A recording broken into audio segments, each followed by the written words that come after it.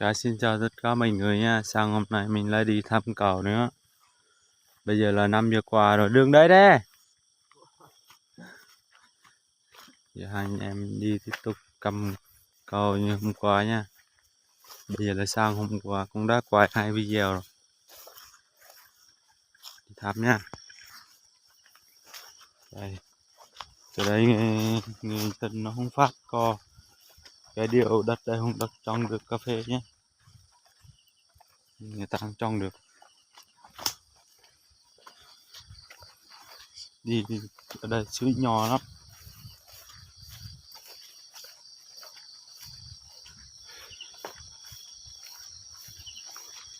Có không? Không có hả? Sao vậy? Đi dễ vào rục rồi. Ôi, con ếch nó nhai xuống á.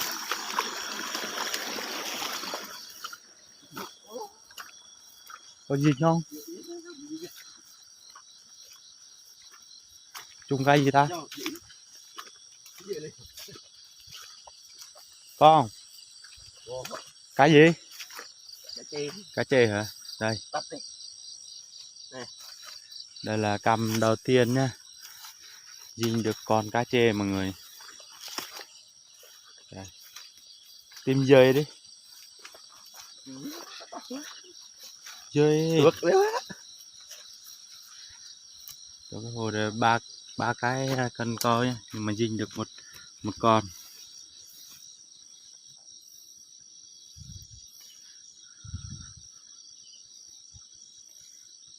Từ thôi.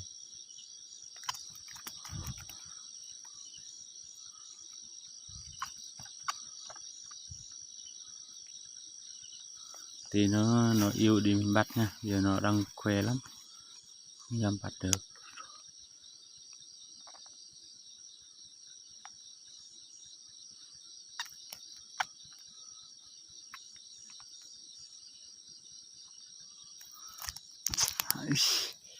Trời, con này khỏe lắm,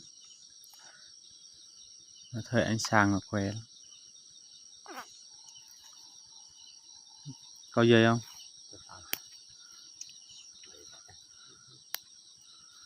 Vậy là 3 căn co được dinh được một con nhé. Cá chê không to bằng cổ tay đi. Đi. Vậy là cá chê tới được 200 gram nha, chưa được một lạng. Tục xuống dưới kia nữa.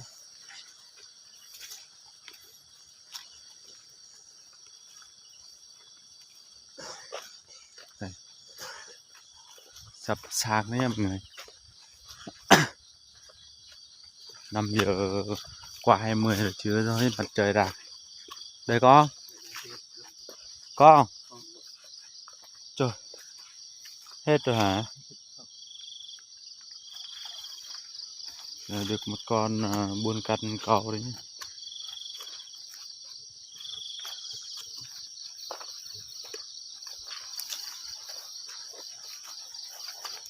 Đây đường tối hôm qua thì này.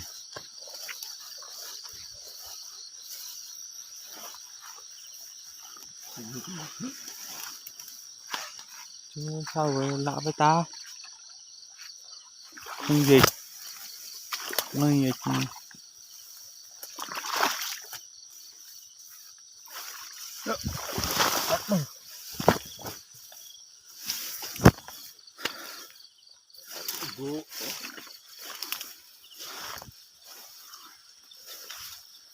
Ở đây có không? Dính không? Kia dính rồi. đâu? Đấy, thấy nước ở ấy kia phải không? Đi. Cái đây là hoa qua mướp nhá. Đây. Hoa mướp này. Sáng rồi giờ mình sẽ tắt đèn nhé. Đây. Con cái gì ta? Cá chê phải không? Đó. Đúng rồi. Nè, cầm đây. Nho. Có dây chưa? mặc vào cái ấy đây mọi người, mặc vào cái gì đấy. Hey.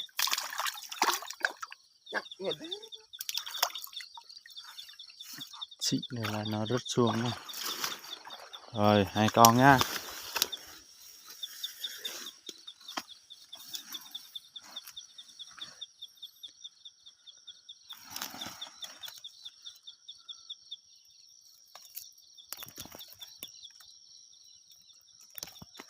Bư lít nhô đã đây.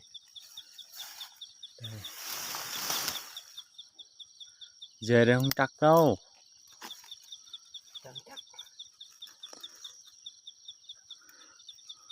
Đây này 2 con nha.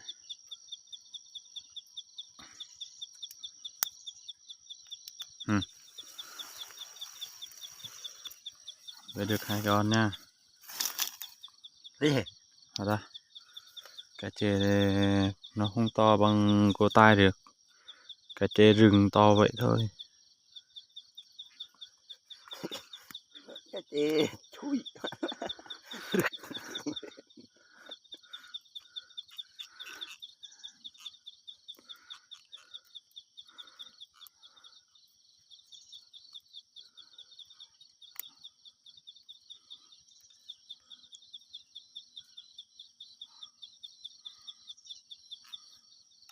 Mười con là được rồi, tại không được.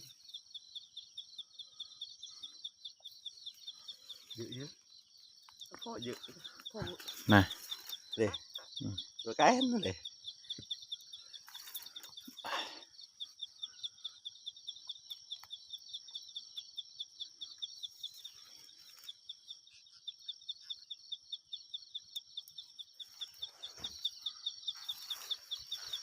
Lộn. Nắng đi không kẹt nữa. Cho nó 2 miếng đi. Rồi. Sao vô. Được. Thấy chưa? Cái khiếp tự nói thôi nha.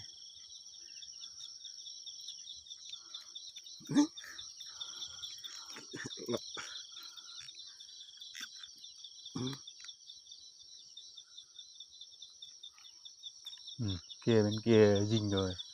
Hôm qua không dính, nay không dính nữa.